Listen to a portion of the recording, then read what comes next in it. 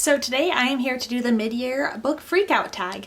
I love this tag. I love this time of year when I could see a mid-year check-in with all the other booktubers and see how their reading has been going this year and like what their favorite books have been, etc, etc. So I'm very excited to talk about my answers to these questions. I'll link the original creators to this tag down below, and I'll also link some of my favorite creators' mid-year freakout tags down below also. So if you're looking for some more recommendations or just to hear some other people talk about what their answers were to the questions, you can check my description box down below. But without further ado, let's just get right on into the tag. So the first question in this tag is, what is the best book that you've read so far this year? I actually had a hard time answering this, not because I have so many books that I've read that are amazing, but because I just don't really have strong feelings about a lot of the books that I've read this year, which is kind of sad. After some consideration, I decided that I had two answers for this, a fiction and a nonfiction, because I've been reading a lot more nonfiction this year, so I figured I might as well talk about those as well. The best fiction book that I've read this year has to be Half a War by Joe Abercrombie. I was obsessed with this series finale. I still just love it so much. I really enjoyed the rest of the series, but this one was the best in my opinion. I just loved it. I was so invested in it. So I think that this one is the most emotionally invested in a book that I have been this year so far. So I think that this is probably the best fiction book that I read. Then as far as the best nonfiction book I read, that would have to be Becoming by Michelle Obama. I loved this book. I'll link my wrap-ups for both of these up above so that you guys could see my full reviews for both of these books, but I really loved Becoming so much. I just really love her personality and I really connected to her thought processes. I loved hearing her opinions about things, and it was just so interesting to hear from the perspective of somebody who has lived through being inside the White House, when we see a lot of what happens on the outside, but we don't see the inside perspective. So I really enjoyed this book so much. She is an amazing writer. The way that she conveys her passions in this book was just absolutely phenomenal. The next question is, what is the best sequel that you've read this year? And I also have two answers for this one as well. The first one being Arm of the Sphinx by Josiah Bancroft. This book was amazing. This is the sequel to Senlin Ascends. I am just obsessed with the series. I cannot wait to continue with it. One of the most unique and creative books I've ever read in my whole life. If you are a fan of adult fantasy, I highly recommend that you pick up the series because it's just unlike anything I've read before. Then my next favorite sequel this year was Love and Luck by Jenna Evans Welch. I just love this series so much. I think Jenna Evans Welch is really an author for me. This is the only travel books that I've actually enjoyed. I've read quite a few European travel novels and things like that. Never really liked any of them other than Love and Gelato in this one. So I was really excited that I still loved this one as much as I loved the first one, because that gives me a lot of hope for the further books in the series. Then a new release that I haven't read yet, but I really want to, is Agnes at the End of the World by Kelly McWilliams. I've talked about this one at length on my channel. It's in my June TBR, so hopefully I'll be able to get to this month. I'm really going to try to prioritize it during the second half of the month because I just really want to read this one. This came out maybe at the beginning of June, so I haven't picked it up quite yet, but I'm so excited to. This is about a girl who has been raised in a cult, and she ends up escaping into the outside world where I believe it's a post-apocalyptic environment, which sounds so good. So I'm really excited to read this one. I am really going to push myself to get to it this month. The next one is your most anticipated release for the second half of the year, which, what kind of question even is that? So I have several most anticipated books for the second half of the year, as I'm sure most people who do this tag have. The first one that I could think of is Charming as a Verb by Ben Felipe. This book comes out on September 8th and it sounds so cute. So this is following a boy who is known for his charm. He's going to a really prestigious school. He's at the top of his class. He's trying to apply into Columbia. He has a side business of being a dog walker, which sounds right up my alley. Anything with dogs, I'm all for that. But then he starts having a relationship with a girl at his school, and cute YA contemporary. It sounds adorable. Then I have Lightbringer by Claire Legrand, and this is the third book in the Imperium series, which is the first book is Furyborn, which I was obsessed with. Furyborn was one of my favorite books. I think it was in my top 3 favorite books the year that it came out. Loved it.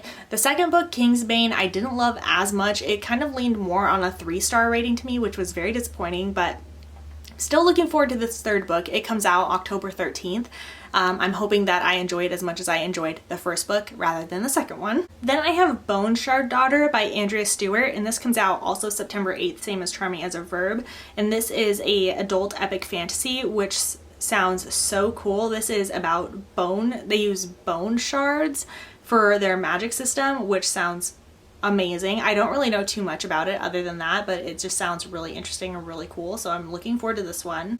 Then I also have on my list Come On In by Addie Alsaid. This one comes out October 13th.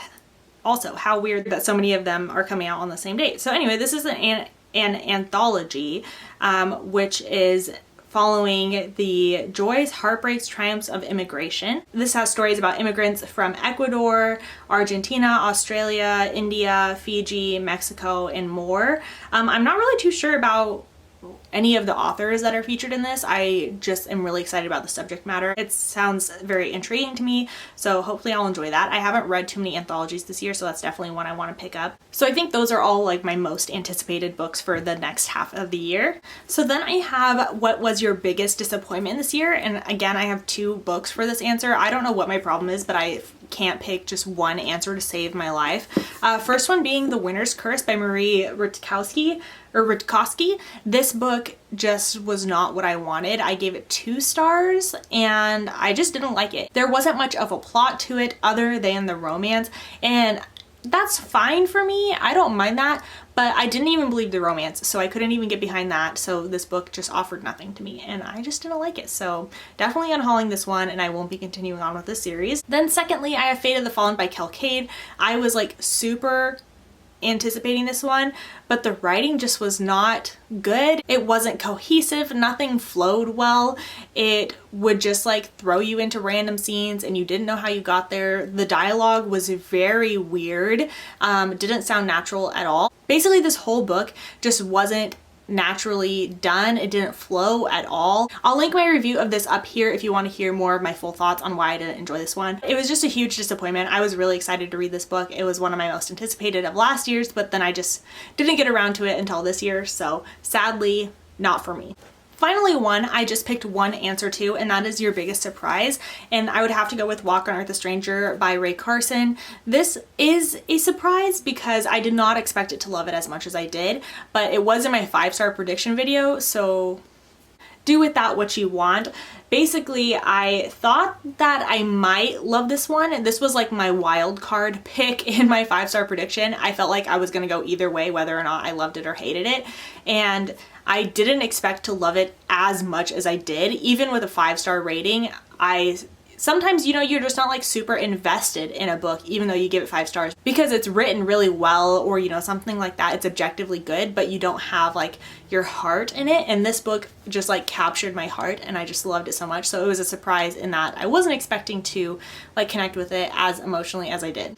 The next one is Your Favorite New Author. I just don't really have that great of an answer for this one because I haven't read too many books by new authors that I've loved. Most of the books that I've read that I've loved have been from an author that I loved a previous book from, and typically in order to say like a new favorite author, I like to read a few books by the person to consider them a favorite author. So I guess I could have 2 answers, but both of them is not really a new author to me, so but they are a new favorite, so I'm gonna go with that. First one being Matthew Quick. I previously have read Forgive Me, Leonard Peacock a few years ago, and I absolutely love this book. I thought it was amazing and incredible, but I haven't picked up anything else by him until now when I picked up Every Exquisite Thing, which I also loved. So I would say that that's like kind of solidifies him as being one of my favorite authors and one that I'm definitely going to be picking up more books by him. Then my second author would be Maureen Gu, and I have previously read The Way You Make Me Feel by Maureen Gu, and I really loved this book when it first came out, but I hadn't read anything else by her until this year, in which I read I Believe in a Thing Called Love, which I enjoyed but didn't like love. Then I read Somewhere Only We Know, which I did really love, so I guess that would kind of put her in the category of wanting to buy all of her books and reading all of them because I've enjoyed all of her books. 2 out of the 3 I've loved, and then the one I just enjoyed fine. The next question is your newest fictional crush, and I would have to go with Wraith from Half a War. Gosh, I love him. He is just so swoony. Obsessed with Wraith.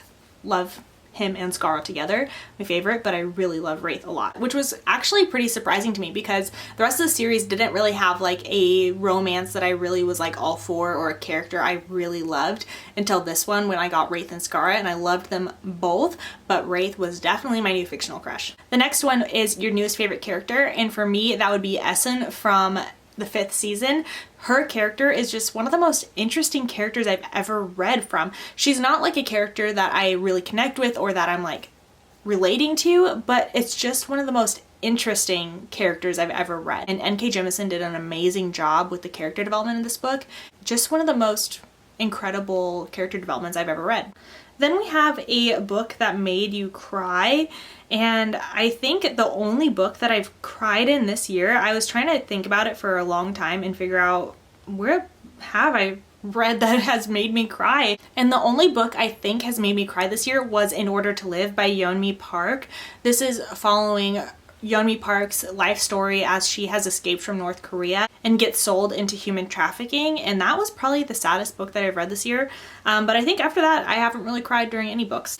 Then a book that made you happy. I think the happiest book that I've read this year has been Somewhere Only We Know by Marine Gu. I just really liked this one, and it just made me smile, it made me laugh. I just liked it, and I just thought it was super cute. Next up is the most beautiful book that you've bought this year. I talked about this in a book haul that I filmed. I don't know if it'll be posted before this one or after this one, and that definitely has to be Daughters of Nri by Reni Amayo. I haven't seen very many people talk about this book at all, and I'm so surprised because, I mean, this cover is seriously so beautiful.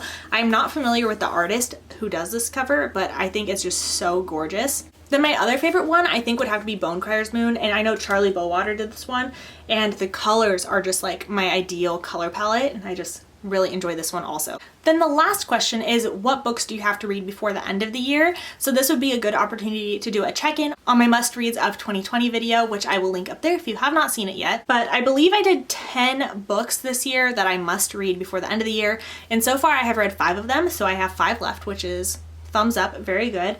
First one being one I'm not sure if I will ever get to, and that is Outlander by Diana Gabaldon. These books, if I don't read them by the end of the year, they are getting the boot. They are being unhauled, this one included. I've had this one for so long. I'm not really super interested in it, but I know just everyone's read it, so I feel like I might as well give it a chance. Then I have Kiss of Deception by Mary E. Pearson, which has been on many a TBR, which has also been kicked off many a TBR. I don't know why, I just never feel like picking this one up every time that I get it or plan on reading it. I just never do, so this is definitely on my list for the end of the year. It has to be unhauled. Then I've got Blood Red Road by Moria Young. This one I'm a little bit iffy on. I thought it was a dystopian. It turns out it's a fantasy, not a dystopian. And now I don't know if I'm still interested in it anymore, but it was on my original TBR because I thought it was dystopian. But now I don't really want to read it anymore, so we'll see how this goes. Then we've got Bloodleaf by Crystal Smith. This is a YA fantasy, and we all know how I've been feeling about YA fantasy lately. Haven't been wanting to read it, but this is one I've been hearing really good things about, so if I'm gonna read a YA fantasy, it's gonna be this one. Finally, I have Queen of the Tearling by Erica Johansson. This one has just been on my TBR forever, and everyone loves it. Everyone I know who's read it has loved it. Hopefully I'll be in that same camp of loving this book, and hopefully I'll just actually read it this year. So guys, that is my mid-year book freakout tag. I hope you enjoyed hearing my answers to these questions. If you've done this tag, make sure to let me know in the comments so I can check out your video and see what you're thinking of your reading so far this year. I am doing pretty good on my reading. I believe I'm at 60 books, which is ahead of my Goodreads goal, which is great for me. I've been listening to a lot of audiobooks, so that's definitely helped. I've been listening to about 3 every month, so that's definitely been very helpful when it comes to my reading slump and getting books read this year. But thank you guys so much for watching this video. Make sure to like it down below and subscribe if you would like to, and I'll see you in my next one. Bye!